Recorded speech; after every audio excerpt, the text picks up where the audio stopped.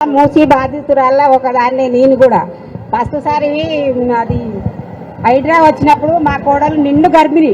అయినా బయట నిలబెట్టేసి మమ్మల్ని నాకు గుండెదాడు ఉండే నాకు పెళ్లి కావాల్సిన పిల్ల ఉంది నేను ఇళ్ళలో పని చేసుకొని మా ఆయన 30 ఏళ్ల కిందట చచ్చిపోయిండు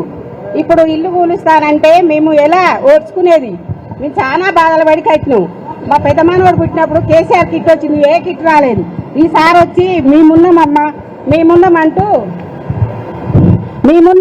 ధైర్యం ఇచ్చిండు మాకు ఇప్పుడు రేవంత్ రెడ్డి వచ్చి కన్న కష్టాలు పెట్టిన సంవత్సరం నుంచి నేను తిండి తిప్పలు మానేసి ఎదిగిన పిల్ల ఇప్పుడు 18 ఏళ్ళు 19 ఏళ్ళ పిల్ల ఉంది నా పిల్లకి పెళ్లి ఎట్లా చేయాలని నేను ఇల్లు కూల్చుకొని నాకు 2 కొడుకులు నా చిన్న కొడుకు కూడా ఆరోగ్యం బాగుండదు ఇవాళ నా ఇల్లు కూలిస్తే నేను చచ్చిపోదా నా ఇల్లు కూలవద్దా నేను ఏడ్చిన అయ్యాల నా కొడుకు పెట్రోల్ కూడా పోసుకుంటూ ఆ రేవంత్ రెడ్డి వచ్చి ఏం బాగు చేస్తుంది నాకు మేము ఓట్లేసి గెలిపించింది ఇదా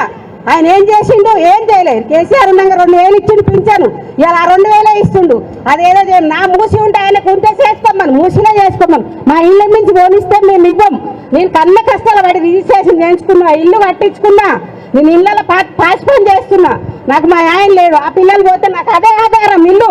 ఆయన రేవంత్ రెడ్డి ఇచ్చింది లేదు మా ఇళ్ళ నుంచి మాత్రం ఆయన రావద్దు ఎవరు వచ్చినా మా ఇల్లు కూలగొడితే మాత్రం ఇచ్చేయలేదు ఆయన కనుక ఇల్లు కూలగొడితే మా శవాల మించి ఆయన ఇల్లు కూలగొట్టాలి ఆయన ఎవరు ఆయన ఇచ్చిందా మాకు ఇల్లు వాళ్ళ అయ్యే జాగిరా కాంగ్రెస్ జాగిరా అది నేను కష్టపడి కట్టుకున్నాం ఇల్లు వాడు మాట్లాడితే మీరు కూలాలు రమ్మన్ మేము నా పట్టా కాగితాలు ఉన్నాయి రిజిస్ట్రేషన్ కాగితాలు ఉన్నాయి అయ్యా నా కోడలికి రేపు డెలివరీ అయ్యా దండం